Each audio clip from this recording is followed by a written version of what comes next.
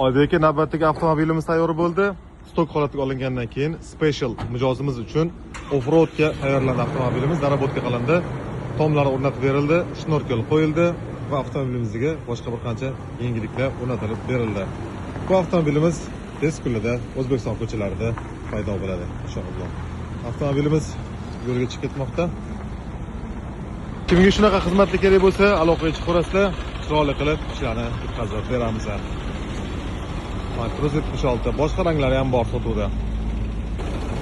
Sotuvda aynan bu kuzovdan ranglari bilan, modellari bilan, spetsifikatsiya bilan bor.